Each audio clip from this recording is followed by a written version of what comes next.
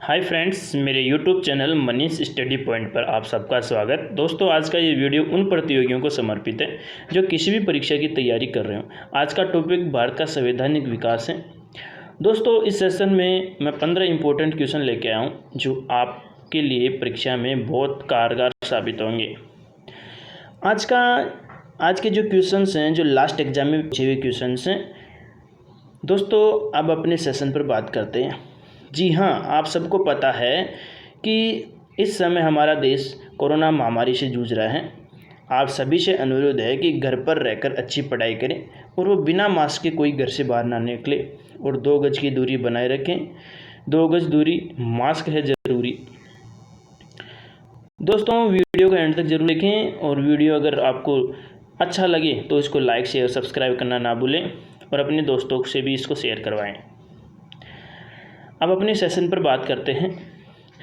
भारतीय संविधान में अंगीकृत वेस्टमिंस्टर मॉडल का संबंध है। 4 ऑप्शन दिए गए हैं नीचे, जिसमें पहला ऑप्शन आता है गणतंत्रवाद से, धर्मनिरपेक्ष राज्य से, आध्यात्मिक प्रणाली से और संसदीय प्रणाली से। दोस्तों, इसका आंसर आएगा संसदीय प्रणाली से। संसदीय प्रणाली है जो ब्रिटेन से ली गई है। अगला क्वेश्चन आता है, भारतीय संविधान के निर्माण के समय संवैधानिक सलाहकार कौन था? Doctor Bhimrao Ambedkar, doctor Rajendra Prasad, BN Rao और KM मुंशी। डॉक्टर राजेंद्र प्रसाद भारत के प्रथम राष्ट्रपति थे। KM मुंशी जो कि प्रारूप समिति के सदस्य थे और BN राव जो कि संवैधानिक सलाहकार थे और डॉक्टर भीमराव अंबेडकर ने तो संविधान निर्माण में महत्वपूर्ण भूमिका निभाई थी, जिन्होंने 2 वर्ष 11 माह और 17 दिन में कठिन प्रयासों से संविधान का निर्माण किया और संविधान का निर्माण करके 26 नवंबर 1949 को तत्कालीन राष्ट्रपति राजेंद्र प्रसाद को इसे सौंप दिया गया और बाद में इसे 26 जनवरी 1950 को लागू कर दिया गया। अगला क्वेश्चन आता है, संविधान में से कौन सा एक सुमेलित नहीं है? दोस्तों, आपको परीक्षा में नई शब्द पर ध्यान देना है और इस प्रश्न में भी नई शब्द पर ही ध्यान देना है।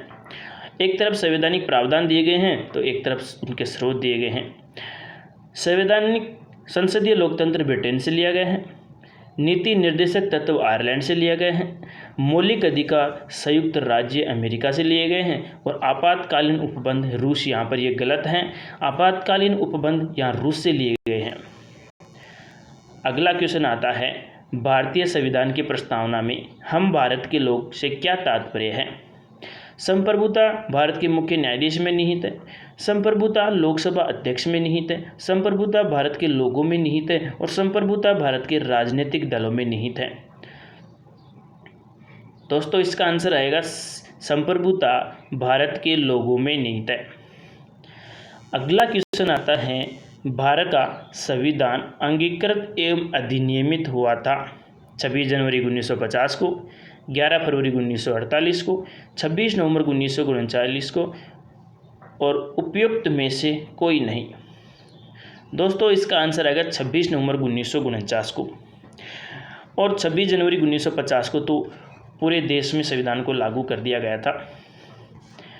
अगला क्वेश्चन आता है, निम्न में से किसी नागरिकों के मौलिक अधिकारों का रक्षक एवं भारतीय संविधान का अभिभावक माना जाता है?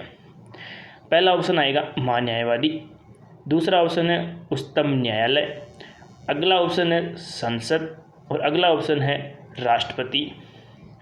तो दोस्तों, इसका आंसर आएगा उच्चतम न्यायालय।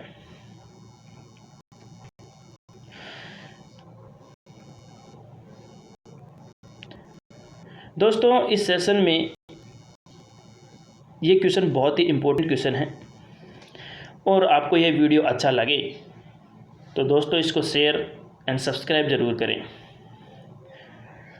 दोस्तों, अगला क्वेश्चन है, भारतीय संविधान की उद्देशिका में भारत शब्द कितनी बार आया है? तो आंसर आएगा 2 बार आया। भारतीय संविधान के इतिहास में सबसे विवादास्पद संविधान कौन सा था?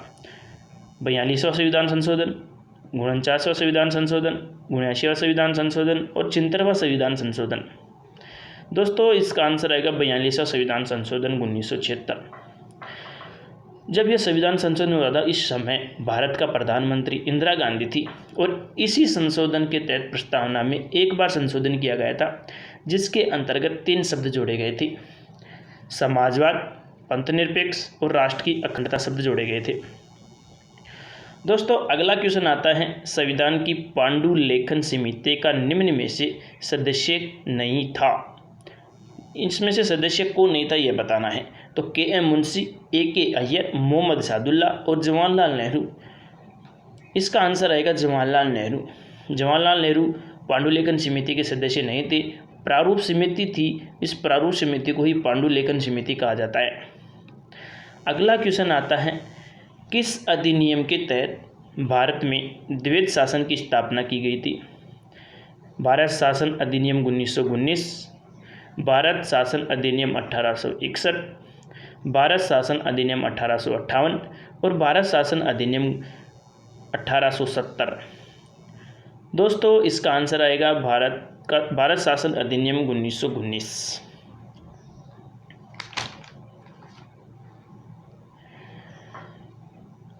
प्रांतों में द्वैध शासन जो अधिनियम लगा था वह 1919 के अधिनियम से लगा था, लेकिन केंद्र में जो द्वैध शासन लगा था ना वह 1935 के अधिनियम से लगा था। अगला क्वेश्चन आता है, किस अधिनियम में केंद्र व राज्यों के बीच किया गया शक्तियों का विभाजन उल्लेखित है। भारत शासन अधिनियम 1935, मॉन्टेग्यू चेम्सफोर्ड सुधार अधिनियम 1919, भारत सरकार अधिनियम 1947, मार्ले मिंटो सुधार अधिनियम 1909। दोस्तों इसका आंसर आएगा भारत शासन अधिनियम 1935। अगला क्वेश्चन है, भारत शासन अधिनियम 1919 में प्रावधान था, केंद्र में द्विसदनात्मक व्यवस्थापिका, केंद्र में द्वैध शासन का प्रारंभ, सांप्रदायिक प्रतिनिधित्व का अंत और गवर्नर जनरल की वीटो शक्ति का समापन। दोस्तों इसका आंसर है केंद्र में द्विसदनात्मक व्यवस्थापिका। अगला क्वेश्चन आता है, मॉन्टेग्यू चेम्सफोर्ड सुधार का प्रकाशन कब हुआ था। 1909 में, 1919 में, 1935 में और 1918 में। दोस्तों इसका आंसर आएगा 1919 में। भारत शासन अधिनियम 1935 के अंतर्गत गवर्नर जनरल की कार्यकारिणी के सदस्यों की नियुक्ति कौन करता था।